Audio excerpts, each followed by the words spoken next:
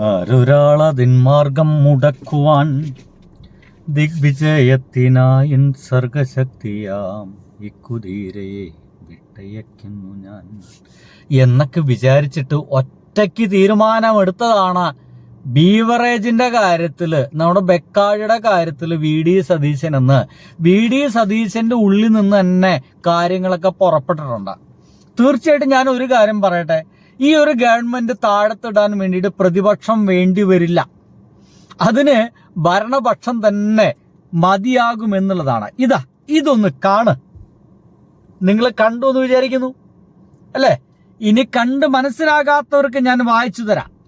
മറ്റൊരാളുടെ തീരുമാനം കൂട്ടമായി ന്യായീകരിക്കുക എന്നത് ജനാധിപത്യ മാതൃകയല്ല.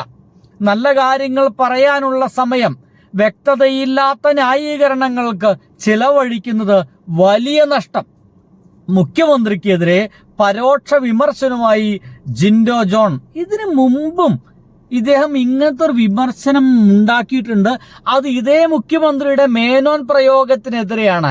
ജാതിവാല് മുറിച്ചു കളയുന്നതാണ് നല്ലത് എന്ന് ഒരു പരാമർശം ഇതേ ജിൻഡോ ജോൺ പറഞ്ഞിരുന്നു. എന്റെ പ്രിയപ്പെട്ട സുഹൃത്തുക്കളെ, നിങ്ങൾക്ക് ഇനി ഒരു സങ്കടകരമായ വാർത്ത അവതരണം കാണിച്ചു തരാം. ഇവിടെ ബക്കാടിക്ക് വേണ്ടി എല്ലാ പരവതാനിയും വീഴ്ച് ബക്കാടിയുടെ വീര്യമേറിയ മദ്യം വിറ്റവരാണ് ഇപ്പോൾ പറഞ്ഞുകൊണ്ടിരിക്കുന്നത്. അയ്യോ, ഈ പറയുന്ന വീര്യം കുറഞ്ഞ ബക്കാടിക്ക് കൊടുക്കരുത്, വീര്യം കുറഞ്ഞ ബക്കാടിക്ക് കൊടുത്തു കഴിഞ്ഞാൽ അഴിമതി ഉണ്ടാകും എന്ന് പറയുന്നത്. ഇത് എന്താ വെച്ചാൽ എന്റെ പ്രിയപ്പെട്ട പരുത്തിക്കാടെ, ഇവിടെ വീര്യം കുറഞ്ഞ മദ്യം വിൽക്കാൻ തുടങ്ങിയത്, അല്ലെങ്കിൽ ബെക്കാടി മദ്യം വിൽക്കാൻ തുടങ്ങിയത് പിണറായി വിജയൻ കാലഘട്ടത്തിലൊന്നല്ല. അതിനു മുമ്പേ ഈ ഒരു മദ്യ കമ്പനി ഉണ്ട്. മദ്യം നമ്മുടെ നാട്ടിലുണ്ട്. എത്രയോ കാലമായി ബെക്കാടി ഇവിടെ നിൽക്കുന്നുണ്ട്. അതൊരു വിജയിച്ച മദ്യം തന്നെയാണ്. ശരി, അതൊരു ഗംഭീര വൈറ്റ് റമ്മായിട്ട് അങ്ങനെ മുന്നോട്ട് പോയിക്കോട്ടെ. ഇവിടെ വിഷയം എന്ന് വെച്ചു കഴിഞ്ഞാൽ ഇതേ ബെക്കാടിയുടെ ഒരു സെക്കൻഡ് ടൈപ്പ് മദ്യം എന്ന് വെച്ച് കഴിഞ്ഞാൽ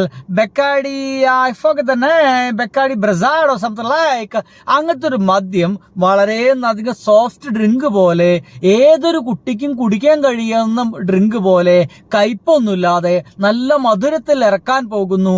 അത് വളരെ വില കുറച്ച് ഇറക്കാൻ പോകുന്നു എന്നുള്ളതാണ് പ്രശ്നം. അങ്ങനെ ആയിക്കഴിഞ്ഞാൽ അത്തരം മദ്യം നമ്മുടെ കുട്ടികളുടെ കയ്യിലേക്ക് എത്തുകയും പിന്നീട് അവർ ഗംഭീര മദ്യപാനികളായിട്ട് മാറും എന്നുള്ളതാണ് ഇടതുപക്ഷം മുന്നോട്ട് വെക്കുന്ന ആശങ്ക. ഇത് മനസ്സിലാക്കാൻ കഴിയായിട്ടൊന്നല്ല.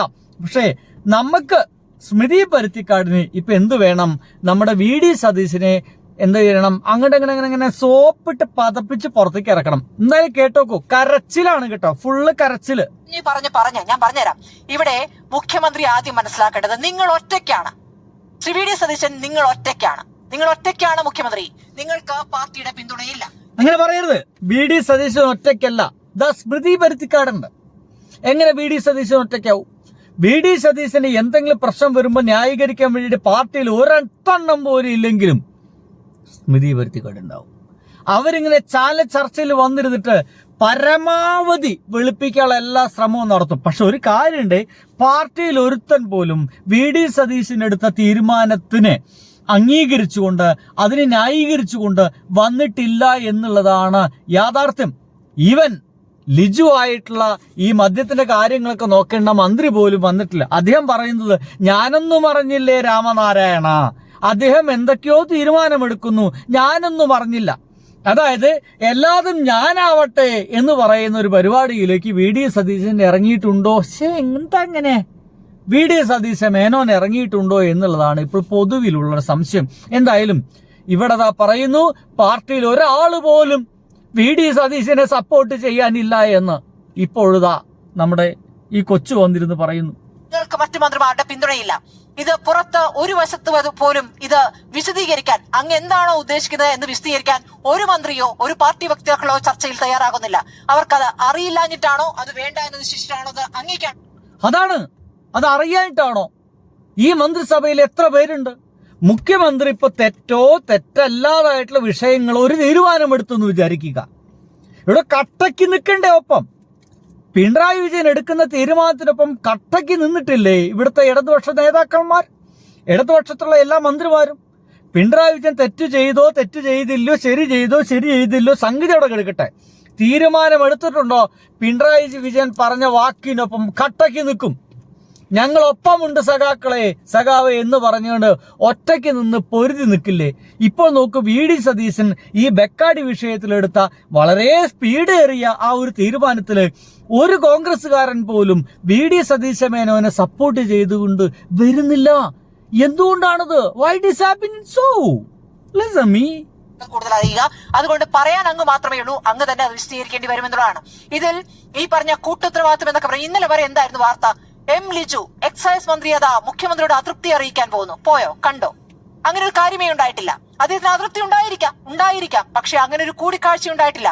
ഈ തരത്തിൽ പരുവപ്പെടുത്തുന്നതിൽ, പ്രതിപക്ഷത്തിന്റെ വാചകങ്ങൾ എടുത്തു പറയുന്നതിൽ കോൺഗ്രസിലെയും അല്ലെങ്കിൽ ഇപ്പോൾ പറയുന്ന ലീഗിലെ ചില മന്ത്രിമാർ പോലും, അതായത് കുട്ടികൾ മദ്യം കുടിക്കും എന്ന് പ്രതിപക്ഷം ആവർത്തിച്ച് പറഞ്ഞത് ഏറ്റു പറഞ്ഞിരിക്കുന്നത് KM ഷാജിയാണ്. കുട്ടികൾക്കാണോ മദ്യം വിൽക്കുന്നത്? കുട്ടികൾക്കാണോ ബാറിൽ നിന്ന് മദ്യം വിൽക്കുന്നത്? അപ്പോൾ എന്താണ് ഈ പറയുന്നത്? ഇന്റെ പൊന്നു ചേച്ചി, ഇത് കുട്ടികൾ പോയി വാങ്ങിക്കില്ല എന്നല്ല, ഇവർക്കിത് കൊണ്ടു കൊടുക്കാനൊക്കെ ഇവിടെ ആളുകൾ ഉണ്ടാവുന്നേ. എന്താ പറയുന്നേ? നോക്കൂ, ഇപ്പൊ MDMA, തേങ്ങ മാങ്ങ, ഈ സാധനങ്ങളൊക്കെ അല്ലേ, അത് കുട്ടികൾക്ക് ഇങ്ങനെ കിട്ടുന്നില്ല. ഇത് ഇവർക്ക് ഇതൊക്കെ കൊടുക്കാനൊക്കെ നമ്മുടെ നാട്ടിൽ കുറെ നാറുകൾ ഉണ്ടെന്നേ, കുറെ ചെറ്റകളുണ്ട്. ഇവന്മാരിത് കൊണ്ടുപോയി കൊടുക്കും. ഈ സോഫ്റ്റ് ഡ്രിങ്ക് ഇവർക്ക് ആരെങ്കിലും കൊണ്ടു കൊടുക്കില്ല? നിങ്ങൾക്ക് വല്ല ഉറപ്പുണ്ടോ? വെറുതെ ചാനലിന്റെ മേലെ കുത്തിരുന്നിട്ട് വെറുതെ വളവള വർത്തനം പറഞ്ഞുകൊണ്ടുണ്ടോ? ഇത് വളരെ സോഫ്റ്റ് ഡ്രിങ്ക് പോലെ നടന്ന് കുടിക്കും പിള്ളേര്. മധുരമുള്ള ഡ്രിങ്ക് ആയിട്ട് ഇറക്കാൻ പോണേ, ഒപ്പം സോഡയും ഉണ്ട്. അപ്പൊ ഇതൊരു സോഫ്റ്റ് ഡ്രിങ്ക്, ഒരു എനർജി ഡ്രിങ്ക് പോലെ ഇത് കുടിച്ചു കളയും. അസൽ ബിയർ തന്നെ, പക്ഷെ ബിയറിന്റെ ടേസ്റ്റ് ഉണ്ടാവില്ല, നല്ല മധുരമായിരിക്കും. എന്ത് ചെയ്യും? ഈ പറയുന്ന നെറേറ്റീവ് പ്രതിപക്ഷം സൃഷ്ടിച്ചിരിക്കുന്നത് അത് ഏറ്റു പറയുന്ന, കാര്യം പഠിക്കാതെ പറയുന്ന, അങ്ങനെ തന്നെ ഞാൻ പറയും, കാര്യം പഠിക്കാതെ പറയുന്ന മന്ത്രിമാരും ഇവിടെയുണ്ട്. പഠിച്ചിട്ടാണ് പറയുന്നത്. നിങ്ങളെ തന്നെ ചാനലില് പോസ്റ്റർ ഇറക്കിയിട്ടുണ്ട്, ഇത് മധുരമുള്ള മദ്യമാണെന്ന്. അത് നിങ്ങളെങ്കിലും ഒന്ന് വായിക്കൂ പ്ലീസ്. കഷ്ടം. അത് ലീഗിലെ മന്ത്രിയാണ് ഞാൻ പറഞ്ഞത്. KM ഷാജിയുടെ പ്രതികരണമാണ് ഞാൻ കണ്ടത്. ശരിയാണ്. ഇതിൽ എന്താണ് KC വേണുഗോപാൽ പറഞ്ഞത്? ഇതിൽ ചില സംശയങ്ങൾ ഉണ്ടെങ്കിൽ അത് പരിഹരിക്കണം, അത് നിവർത്തിക്കണം എന്നുള്ളതാണ്. അത് നിവർത്തിക്കുമോ എന്ന് നാളെ നോക്കാം. നിവർത്തിച്ചില്ലെങ്കിൽ അതിൽ പിന്നാക്കം പോകേണ്ടി വരും എന്നുള്ള കാര്യത്തിൽ ഒരു തർക്കമില്ലെന്നേ. നിവർത്തിച്ചില്ലെങ്കിൽ പിന്നാക്കം പോകേണ്ടി വരും. അത് നിവർത്തിക്കാൻ കഴിയുന്ന ന്യായീകരണം മുഖ്യമന്ത്രിക്ക് ഉണ്ടെങ്കിൽ അത് മുഖ്യമന്ത്രി പറയണം. പല കാര്യങ്ങളും, ഞാൻ ഇന്നലെ പറഞ്ഞ പല കാര്യങ്ങളും ഈ പറയുന്ന ഈ ചിട്ടവട്ടങ്ങളിൽ, ബജറ്റാണല്ലോ, ബജറ്റിന് മറുപടി പറയുമെന്ന് പറയുമ്പോൾ അതിനപ്പുറത്തേക്ക് കാര്യങ്ങൾ കടന്ന വിഷയത്തിൽ ഒരുപക്ഷെ അതല്ലാതെ മറുപടി പറയേണ്ടി വരും. അത് ഈ പറയുന്ന ഈ ക്യാബിനറ്റ് യോഗത്തിന് ശേഷം തീർച്ചയായിട്ടും പറയേണ്ടി വരും. ഇതിന്റെയൊക്കെ പരിപൂർണ ഉത്തരവാദിത്വം VD സതീശന് മേനോന്റെ തലയിൽ തന്നെയാണ്. വേറൊരാളും ഇതിനെ ന്യായീകരിച്ച് പുറത്തു വരുന്നില്ല. ഒരിക്കലും അദ്ദേഹം എന്തിനൊക്കെ എതിർത്തോ, ഇദ്ദേഹം ഇതിനെ മുമ്പ് എതിർത്തിട്ടുണ്ട്. അയ്യോ, അതൊരു എതിർപ്പായിരുന്നു, അതൊരു ഒന്നൊന്നര എതിർപ്പായിരുന്നു. ആ എതിർപ്പ് ഇതിലുണ്ടോ? അതാ ഒരു വൻ പരിപാടിയുമായി സർക്കാർ ഇറങ്ങിയിരിക്കുക. വീര്യം കുറഞ്ഞ മദ്യത്തിന് നികുതി കുറച്ചു കൊടുക്കാൻ വേണ്ടിയിട്ടുള്ള ഒരു നടപടിയുമായി സർക്കാർ മുന്നോട്ട് പോവുകയാണ്. സർക്കാരിന് കിട്ടേണ്ട കോടികൾ വലിയ ഡിസ്റ്റിലറികളിൽ എത്തിക്കാൻ വേണ്ടിയിട്ടുള്ള അഴിമതിയാണ് ഇതിന്റെ പുറകിൽ. എങ്ങനെയുണ്ട്? പ്രതിപക്ഷ നേതാവായിട്ട് ഇദ്ദേഹം എന്തൊക്കെ പറഞ്ഞോ അത് അതേപോലെ വള്ളി പുള്ളി വിടാതെ നടപ്പിലാക്കി മുഖ്യമന്ത്രി ആയപ്പോ. ഒന്ന് ആലോചിച്ച് നോക്കിയേ, എന്തൊരു യൂട്ടേൺ ആണ് എന്റെ അപ്പാ, എന്തൊരു യൂട്ടേൺ ആണ്. അമ്മ അത് യൂട്ടേൺ അടിച്ചിട്ടല്ല കാര്യങ്ങളൊക്കെ മുന്നോട്ട് നീക്കുന്നത്. അപ്പോഴിതാ അവര് തന്നെ അതിനെ എതിർക്കാൻ തുടങ്ങിയിരിക്കുന്നു. ഇപ്പോഴിതാ വസീഫ് പറയുന്നു, ആദ്യം മേനോനായിരുന്നു, കണ്ടില്ലേ, ആദ്യം മേനോനായിരുന്നു, ഇപ്പോൾ ബെക്കാടിയായി എന്നാ പറയുന്നത്. പരിഹസിക്കുകയാണ് ഇപ്പോ ചെക്കന്മാരൊക്കെ വന്നിരുന്നിട്ട്. അപ്പോഴും ന്യായീകരിക്കാൻ ഇവരുണ്ടല്ലോ എന്നുള്ളതാണ് ഒരാശ്വാസം. ഒരു നികുതി നിശ്ചയിക്കുന്ന സമയത്ത് സ്വാഭാവികമായിട്ടും എക്സൈസ് മന്ത്രിയോട് ഇക്കാര്യം സംസാരിക്കാമായിരുന്നു. അപ്പോൾ അവർക്ക് കൂടി അത് വിശദീകരിക്കാമായിരുന്നു. ഇതിപ്പോൾ പാർട്ടി വക്താക്കളായി ചർച്ചകളിൽ വരുന്നവർക്ക് പോലും ഇത് എന്ത് പറയാൻ പറ്റുന്നു എന്നുള്ളൊരു പ്രധാനപ്പെട്ട ചോദ്യമാണ്. അപ്പുറത്തെ പ്രതിപക്ഷം അവർ നടത്തിയിരിക്കുന്ന ഈ 905 ബാറുകളുടെ കണക്കുകൾ വെച്ച് ഇന്ന് കഴിഞ്ഞ ദിവസം മനോരമ പത്രത്തിൽ വന്നിരുന്ന ഒരു വാർത്തയാണ് 100 കോടി പിരിക്കാനുണ്ട് എന്നുള്ളത്. ഈ ഇലക്ഷൻ കാലത്ത് അത് ബാറുകളിൽ നിന്നും പിരിക്കാതെ നിന്നു എന്നുള്ള ഒരു ആരോപണം വന്നിട്ടുണ്ട്. എന്തൊക്കെയായാലും ആരോപണമൊക്കെ അവിടെ കിടക്കട്ടെ, കാര്യങ്ങൾ ഏകദേശം കൊളമാണ്. ഞാൻ മുന്നേ പറഞ്ഞ പോലെ ഈ ഒരു ഗവൺമെന്റിനെ ഇടിച്ച് താഴെ ഇടാൻ വേറെ ആരും വേണ്ടി വരില്ല, അത് ഇവര് തന്നെ മതിയാവും. വേണമെങ്കിൽ അങ്ങനെ പറഞ്ഞിട്ടുള്ളൊരു വീഡിയോ ഞാനല്ല പറഞ്ഞ്, ഒരു കോൺഗ്രസ്സുകാരൻ കൃത്യമായിട്ട് പറയുന്നുണ്ട്.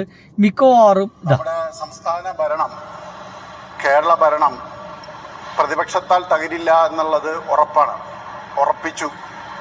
അത് നമ്മളായിട്ട് തന്നെ തകർക്കുമെന്ന കാര്യത്തിൽ ഒരു സംശയം വേണ്ട. ഇന്ന് അപ്പോ ഒരു ക്യാൻസർ രോഗിയോട് ഞാൻ നിർത്തി. ബൈ.